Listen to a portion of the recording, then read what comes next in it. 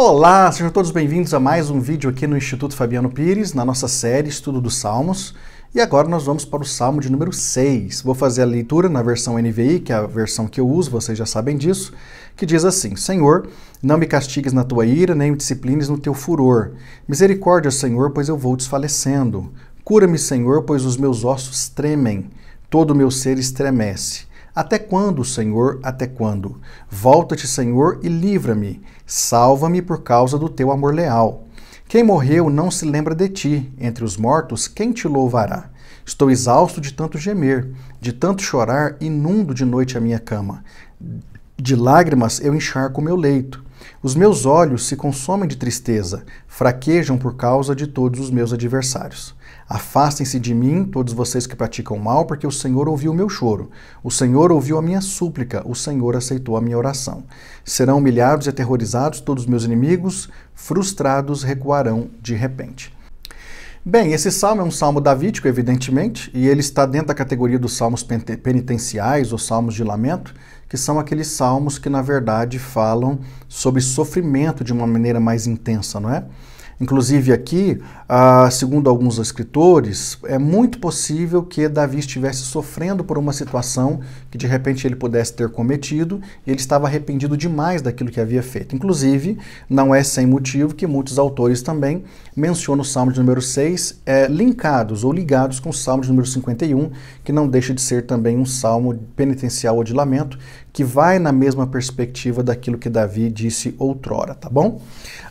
Dentro dessa ideia do que nós lemos aqui no Salmo, o Davi, se ele realmente tivesse feito, alguma coisa errada como se pressupõe, muito possivelmente ele estava aqui lamentando, mas ao mesmo tempo buscando da parte de Deus a solução disso, porque ele entendia com certeza que somente Deus poderia perdoá-lo por conta daquilo que ele havia feito. Até porque os pecados, conforme nós conhecemos, quando nós pecamos em primeiro plano contra Deus, e Davi sabia disso, portanto estava buscando da parte do Senhor o seu perdão, e não deixa de ser também, por conta dessa sua demonstração, uma forma de dizer que ele era realmente o homem segundo o coração de Deus, aquele homem que conhecia Deus de tal maneira que quando ele errava, ele tinha condição de voltar atrás e dizer: Deus, eu errei, eu pisei na bola e eu quero me reconciliar com o Senhor, e isso é extraordinário, não é?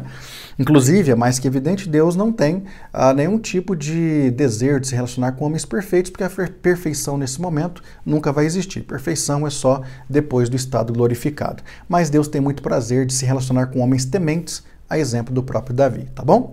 Bem, o salmo então pode ser dividido em 3 partes. Na primeira parte, o salmista, no caso Davi, ele busca uma reconciliação com seu Deus por conta de um possível problema que ele estava enfrentando de ordem muito pessoal. Depois ele busca ajuda divina também por causa dos seus inimigos. E em terceiro lugar, nós temos a sua certeza de que Deus realmente ouviu a sua oração e estava atendendo o seu clamor. Com relação à questão dos fatos comentados no salmo, nós temos que pensar que, na verdade, todos nós nascemos na condição de pecadores, e assim como Davi, nós temos que também todos os dias buscar de Deus o perdão, porque todos os dias estamos passíveis a errarmos de alguma maneira, seja por ação ou mesmo por omissão. Deus, é claro, conhece todos nós, é claro que Ele nos entende, mas nós temos que entender que nós temos que realmente buscar consertar aquilo que está errado, para que nós possamos estar cada vez mais próximos do Senhor das nossas vidas. Deus tem prazer em nos ajudar, só que nós temos que fazer a nossa parte, porque a parte de Deus, de fato, é muito bem feita. Então, na verdade, quando nós começamos a ler o Salmo, nós percebemos um receio da parte do salmista que diz que queria receber da parte do Senhor a sua misericórdia. Ele já não suportava muito aquela angústia que ele estava vivendo e, portanto, na verdade, ele estava clamando por paz. Davi precisava de paz e essa paz só viria se, de fato, Deus pudesse estender as mãos sobre ele e dizer: eu te perdoo, fique tranquilo, nós estamos bem um com o outro e a partir de agora é vida nova. Na verdade, se nós bem pensarmos, o inimigo maior que Davi tinha, que também é o nosso maior inimigo, somos nós mesmos. E é por isso que nós temos que estar muito mais preocupados com esse inimigo interno, que é o nosso próprio eu, do que preocupados com os nossos inimigos externos, porque, na verdade, os inimigos externos só têm condição de nos atingir quando permitimos através daquilo que nós tomamos como decisão muito pessoal, tá bom? Com relação à questão da correção, é mais que evidente, Deus não tem prazer no nosso sofrimento, muito pelo contrário, mas é claro que Deus tem muito zelo em nos corrigir. Por quê? Porque, na verdade, Deus quer que nós venhamos a trilhar os caminhos do que é correto. Deus quer que nós venhamos a estar, de fato, caminhando de tal forma que não venhamos a sofrer por conta das nossas decisões e ações. Então, por vezes, realmente é fato que Deus nos puxa a orelha para que nós possamos voltar a andar, voltar a trilhar aquilo que é o correto. Inclusive, até essa ação de Deus de nos corrigir mostra duas coisas. Primeiro, a sua intenção de formar em nós um excelente caráter. E, em segundo plano, mostra também o amor de Deus para conosco. Inclusive, a Bíblia fala disso por vezes, dizendo que o Senhor Deus, na verdade, quando nos corrige, está demonstrando amor, como um pai que corrige o seu filho, que também ama e quer que o filho esteja cada vez melhor. Tá certo? Agora, é claro, Davi, então, por conta de estar muito preocupado, ele faz um questionamento, né? Até quando, Senhor? Até quando eu vou ficar desse jeito? Até quando eu não vou conseguir me ver livre dessa situação que eu estou enfrentando? Porque, na verdade, eu preciso realmente ter paz de alma para poder te servir, para poder comungar contigo e para viver a minha vida de modo muito comum, né? Inclusive, até, logo em seguida, ele fala também de uma situação muito interessante sobre a questão de morte, né? E ele diz que, na verdade, os mortos não têm condição de ter comunhão com Deus. É claro que nós sabemos que essas situações relacionadas à doutrina da eternidade foram configuradas muito tempo depois. Então, muito possivelmente, a maioria das pessoas à época de Davi pensavam que uma vez que elas morriam, já não tinha mais nada a partir daí.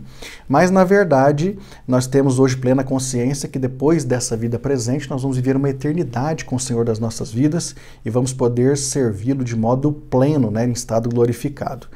Então, Davi tinha muito essa preocupação, então ele queria já fazer essa reconciliação o mais urgente possível, porque não dava para fazer isso depois, tinha que ser naquele momento, até porque ele também não tinha consciência de como seria o seu dia de amanhã. Então vamos buscar Deus agora, para que nós possamos resolver o problema nesse exato instante. Depois nós temos também a questão dos inimigos, né? O salmista estava muito abatido por causa de outros inimigos, além de enfrentar essa situação com ele mesmo, ele era o seu inimigo mais forte, mas ele também tinha outros inimigos que, na verdade, estavam trazendo a ele muito sofrimento. E você sabe disso, já falei em outros salmos aqui, que Davi, na verdade, sempre que ele fala sobre seus inimigos, ele de alguma forma também mostra esses inimigos como sendo inimigos de Deus. Mas, na minha opinião muito sincera, eu acho que três grandes inimigos de Davi naquele instante desse salmo de número 6 era, primeiro, ele mesmo, seu próprio eu.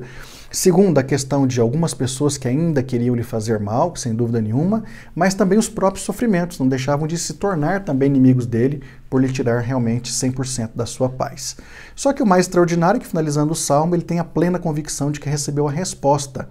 Ele diz que o Senhor ouviu a sua oração, o Senhor ouviu a sua súplica, porque na verdade ele entendia que Deus não estava inerte, Deus até o corrigira, Deus até permitira que ele viesse a sofrer por um certo tempo, principalmente no âmbito emocional, mas depois ele recebeu a bênção plena do Senhor Deus, principalmente a bênção do perdão e da reconciliação. Então ele tinha plena convicção de que os seus inimigos estavam sendo derrotados, e dentre eles, ele mesmo estava recebendo da parte do Senhor a graça para poder, de fato, viver uma vida que pudesse satisfazer o Senhor da sua história. Que todos nós possamos entender e fazer como Davi, nesse Salmo de número 6, que, ao errarmos, busquemos de Deus o seu perdão e a reconciliação com Ele. Quando estivermos enfrentando inimigos, que também busquemos força nele, mas nunca percamos a esperança e nunca percamos a certeza de que o Senhor está pronto, não só para ouvir, mas também para nos atender, tá bom? Deus te abençoe e até o estudo do Salmo de número 7.